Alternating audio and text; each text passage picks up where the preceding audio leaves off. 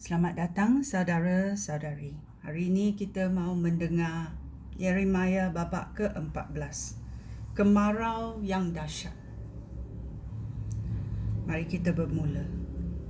Demikianlah firman Tuhan kepada aku tentang masa kemarau. Yahuda bersedih hati.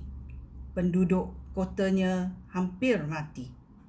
Mereka berbaring di tanah dan mengeluh. Yerusalem berseru minta dibantu. Orang kaya menyuruh para hamba mencari air. Mereka pergi ke perigi-perigi, tetapi air tidak ada lagi. Dengan kendi kosong mereka kembali. Dengan hampa dan putus asa, mereka malu dan menutup muka. Oleh sebab hujan tidak turun, tanah kering kerontang. Para petani putus asa. Mereka malu dan menutup muka. Induk rusa di padang meninggalkan anaknya yang baru lahir, kerana rumput tidak ada lagi. Kaldai liar berdiri di puncak bukit, terengah-engah seperti anjing hutan. Mata Kaldai liar menjadi kabur kerana makanan tiada lagi.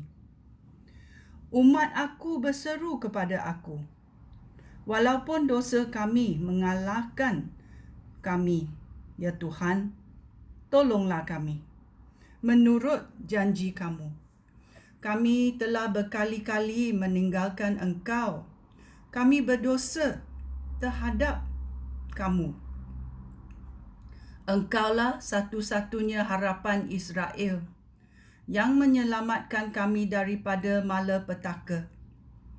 Mengapakah engkau seperti orang asing di negeri kami dan seperti musafir yang singgah di malam lalu pergi?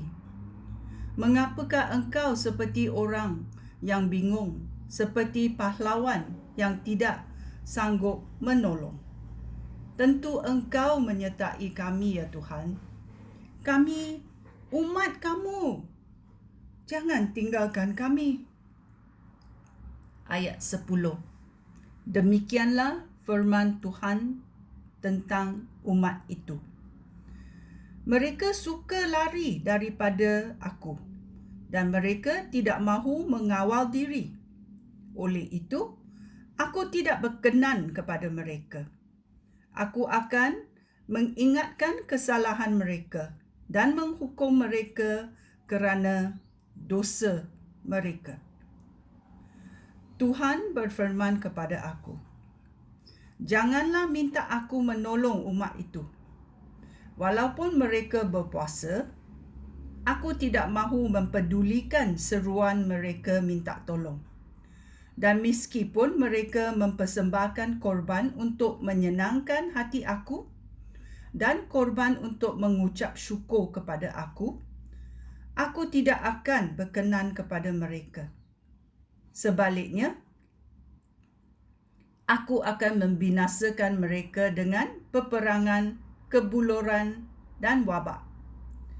Kemudian aku berkata, ya Tuhan, Raja, Engkau tahu nabi-nabi memberi tahu rakyat bahawa tidak akan ada peperangan atau kebuluran, kerana Engkau telah berjanji bahawa di negeri ini akan selalu ada kedamaian. Ayat 14. Tetapi Tuhan menjawab, nabi-nabi itu berdusta demi nama aku. Aku tidak mengutus mereka dan tidak juga memberikan perintah atau berfirman kepada mereka. Penglihatan-penglihatan yang diceritakan mereka itu bukan daripada aku. Mereka meramalkan hal-hal yang tidak berguna, yang dikarang mereka sendiri. Nabi-nabi berkata demi nama aku bahawa negeri ini tidak akan ditimpa peperangan atau kebuluran. Padahal Aku tidak menyuruh mereka mengatakan hal itu. Aku Tuhan memberitahu engkau apa yang akan aku lakukan terhadap nabi-nabi itu. Aku akan membunuh mereka dengan peperangan dan kebuluran. Orang yang telah menerima ramalan mereka pun akan dibunuh dengan cara yang sama. Mayat mereka akan dilempah ke jalan-jalan di Yerusalem. Tiada orang akan menguburkan mayat mereka. Demikianlah kesudahan mereka semua, termasuk isteri, anak lelaki dan anak perempuan mereka. Aku akan menyebabkan mereka menanggung akibat kejahatan mereka sendiri. Tuhan menyuruh aku memberitahukan kesedihan aku kepada umatnya. Aku berkata begini: biarlah aku menangis tiada hentinya. Siang dan malam bercucuran air mata, kerana bangsa aku luka parah dan sangat menderita. Apabila aku pergi ke padang, aku nampak mayat mangsa perang. Apabila aku pergi ke kota, aku nampak orang hampir mati kelaparan. Nabi dan imam menjalankan kewajipan tanpa mengerti apa yang dilakukan. Umat Israel minta dikasihani Tuhan. Ayat 19. Ya Tuhan, adakah Yahuda engkau tolak sama sekali? Adakah penduduk Sion engkau benci? Mengapa engkau memukul kami dengan keras sekali, sehingga kami tidak dapat sembuh lagi? Sia-sia sahaja kami mencari kedamaian. Kami mengharapkan kesembuhan, tetapi yang ada hanyalah keganasan. Ya Tuhan, terhadap engkau sahaja kami telah berdosa.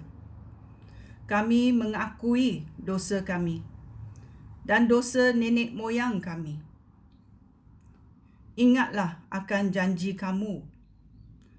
Janganlah hina kami.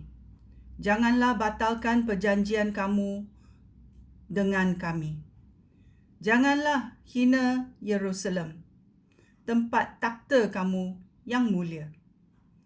Tiada dewa bangsa-bangsa dapat menurunkan hujan. Langit pun tidak dapat mencurahkan hujan. Ya Tuhan Allah kami, Engkaulah satu-satunya harapan kami, kerana Engkaulah yang menyebabkan semuanya terjadi. Ya. Dalam babak 14 Yeremia, kita dengar bahawa umat Israel meminta dikasihani oleh Tuhan. Ya, kita tengok bila manusia sengsara, dia akan berpaling balik kepada Tuhan. Bila dia dalam kesenangan, kekayaan, dia akan memenuhi nafsu sendiri. Ya. Ini adalah Yeremia babak ke-14. Sungguh dahsyatnya amaran Tuhan kepada kita. Ya. Sekian, terima kasih. Shalom.